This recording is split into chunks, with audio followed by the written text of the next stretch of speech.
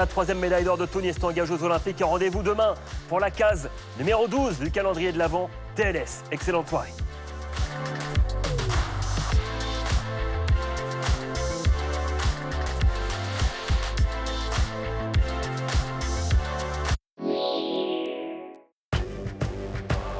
Parce que chaque entreprise compte, Toyota Professional sera toujours là pour vous. C'était tout le sport avec Toyota Professional.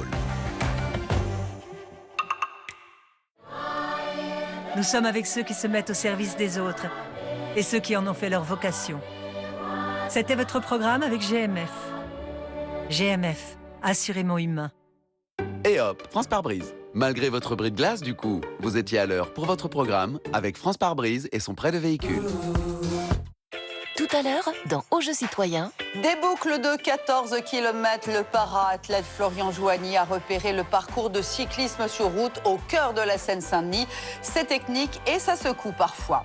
Dans notre feuilleton des Jeux, on retrouve le sprinter malvoyant Trésor Makunda. Il peut compter sur l'expérience de son coach Joe Maisetti, 87 ans, un grand nom de l'athlétisme. Au Jeu Citoyen, tout à l'heure sur France 3 et sur la plateforme France.tv. Regardez Au Jeu Citoyen avec Samsung, partenaire mondial des Jeux Olympiques et Paralympiques de Paris 2024. Suivez Au Jeu Citoyen avec LVMH, partenaire de Paris 2024. Inédit, la montagne n'a pas de secret pour Alex Hugo. Qu'est-ce que c'est? Un corps? Une femme? En revanche, Hugues, c'est plus compliqué avec sa nouvelle collègue. On a raison, on la résout pas cette affaire. Ah mais vous êtes toujours aussi pénible ou c'est juste parce que vous me prenez pour des ploucs? Sans vouloir vous vexer, je ne pense pas que ce soit la police rurale qui soit la mieux placée pour élucider un cold case de 25 ans. J'aime pas vos méthodes! Alex Hugo saura-t-il s'adapter? Tu dis rien? J'aime bien le silence. Laissez-vous séduire par le mystérieux Alex Hugo. Inédit, demain à 21h10 sur France 3 et sur la plateforme France.tv. Votre série avec Osso Irati. Fromage de brebis AOP. Osso Irati, Béarn et Pays Basque garantie. Retrouvez votre série avec Even, l'appli de rencontre pensée pour les parents célibataires.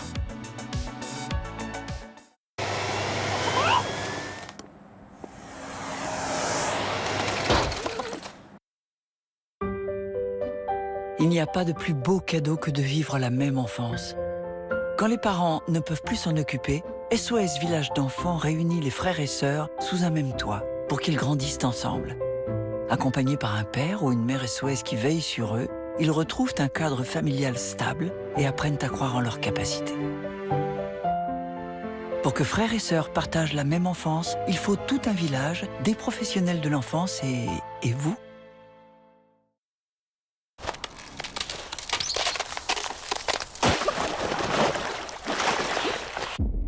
Jeudi sur France 3, quand le criminel est un habile metteur en scène.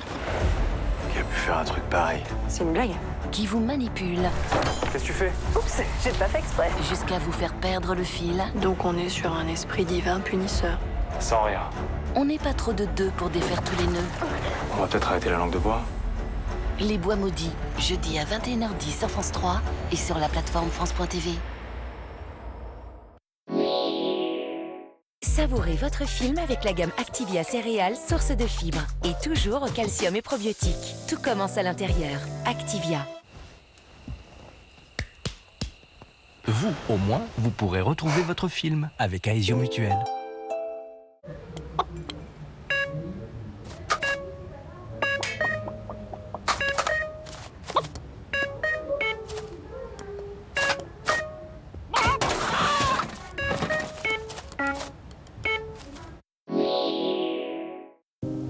Regardez la météo-climat avec Zeiss, fabricant de verres de lunettes engagé dans la recherche scientifique pour un avenir plus durable.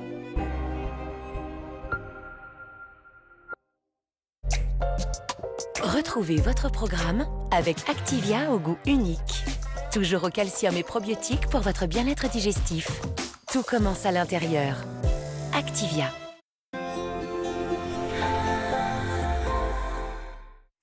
Madame, monsieur, bonsoir. Ravi de vous retrouver pour ce journal météo-climat. Et au sommaire ce soir, nous allons parler des lacs glaciaires. D'apparence inoffensifs, ces lacs de montagne peuvent, dans certains cas, représenter un vrai danger pour les populations locales. On vous explique tout, bien évidemment, juste après les prévisions météo. Et aujourd'hui, eh bien, c'est la pluie qui a fait l'actualité. La pluie qui est tombée en abondance, notamment sur les régions du centre-ouest, ainsi que vers les reliefs alpins. Et pour cette raison, nous avons plusieurs départements en vigilance orange en raison de ces crues. C'est vrai que les pluies ont déjà fait réagir certains cours d'eau déjà depuis hier et nous attendons déjà ce soir et jusqu'à demain 40 à 50 mm de pluie supplémentaires. On le voit d'ailleurs sur la carte. Résultat, eh bien, nous aurons eu un mois, voire un mois et demi de précipitations en l'espace de 3 jours, notamment des Charentes en redescendant vers la Gironde ainsi que vers les reliefs de l'Est. Et pour suivre l'évolution des vigilances météo, n'hésitez pas à scanner ce QR code. Voici ce qui nous attend pour la suite. Alors pour la suite, on sera demain toujours influencé par cette rivière atmosphérique qui va donc nous apporter encore pas mal d'humidité. À l'arrière, c'est vraiment une traîne qui va se mettre en place. Résultat, voici la couleur du ciel pour demain matin avec ce bandeau pluvieux qui va s'étirer de la Gironde en remontant vers le Grand Est. Dans le courant de l'après-midi, eh bien, notre front va glisser en direction du sud. Attention au manteau neigeux très instable du côté des Alpes du Nord puisque le risque d'avalanche est de 4 sur 5, notamment en raison des pluies, c'est vrai, mais également du vent et de la douceur. Voici les températures pour demain matin, des températures qui vont s'échelonner de 6 mais 15 degrés au réveil pour Biarritz et dans le courant de l'après-midi, eh bien, nous allons retrouver des valeurs bien au-dessus des moyennes de saison, des valeurs d'ailleurs plutôt homogènes sur l'ensemble du territoire. On attend jusqu'à 20 degrés au pied des Pyrénées en marge de la chaleur actuellement du côté de l'Espagne. Voici donc ce qui nous attend pour la suite. Alors c'est vrai que mercredi, une nouvelle perturbation, cette fois-ci moins active, devrait traverser le pays et s'étirer des Pyrénées en remontant vers l'Alsace, avec la limite pluie-neige qui va s'abaisser. À l'arrière, c'est une traîne qui va se mettre en place, mais regardez qu'à partir de mercredi, c'est un flux de nord, là aussi, qui va se mettre en place. Qui dit flux de nord, eh bien dit baisse des températures. La baisse des températures sera plus significative d'ailleurs à partir de jeudi, où des conditions anticycloniques vont se mettre en place progressivement. Alors ces dernières semaines, nous vous avons régulièrement parlé de la situation critique des glaciers dont la plupart menacent de disparaître complètement d'ici à 2050. Une des conséquences de la fonte des glaces, eh bien, ce sont les lacs formés suite à l'érosion de ces glaciers. On appelle ça un lac glaciaire, c'est notre mot du jour. Mais parfois, ces retenues d'eau risquent de céder. Un vrai danger pour les populations locales. Écoutez d'ailleurs ce reportage de Pierre-Yves Salic. Méli, au nord de l'Inde, il y a 2 mois, des torrents de boue envahissent cette petite ville située presque au niveau de la mer. En quelques heures, 77 morts, 100 disparus dans cette vallée encaissée. Plus en amont encore, ce barrage a cédé. Rien n'arrête les millions de mètres cubes d'eau du lac Lonak, à 5200 mètres d'altitude. Un lac alimenté par le 3e glacier le plus élevé au monde. Il se remplit, mais impossible d'imaginer qu'il perde d'un coup les 2/3 de son volume. La fonte des glaces remplit les lacs de la chaîne himalayenne. Au seul Pakistan, 3000 lacs se sont formés. 30 d'entre eux menacent directement cette zone de 7 millions d'habitants en aval. Si vous pensez que cette menace est lointaine, détrompez-vous. En France, dans les Alpes, 150 000 mètres cubes d'eau risquent de se déverser sur Tignes. 5 ans auparavant, ce lac n'existait pas. Le réchauffement climatique l'a fait grossir.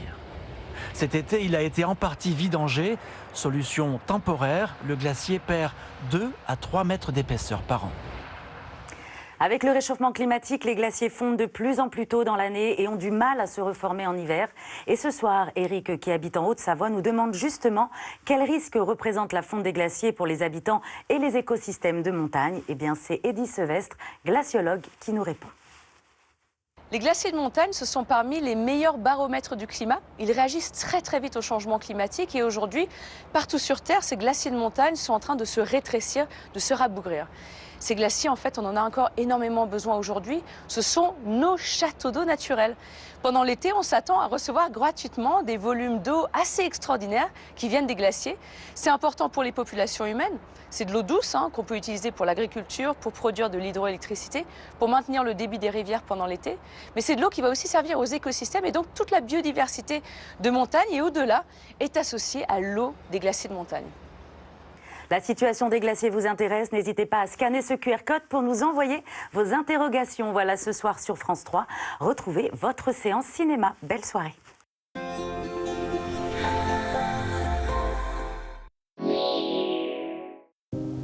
C'était la météo climat avec Zeiss, fabricant de verres de lunettes engagé dans la recherche scientifique pour un avenir plus durable. C'était votre programme avec la gamme Activia céréales, source de fibres. Et toujours au calcium et probiotiques pour votre bien-être digestif. Tout commence à l'intérieur. Activia. Face au ravage du temps, notre patrimoine religieux est en danger. Dans la plus grande indifférence, les églises de nos villages se détériorent jour après jour. 5000 sont dites en grande souffrance. Inédit avec Adrien.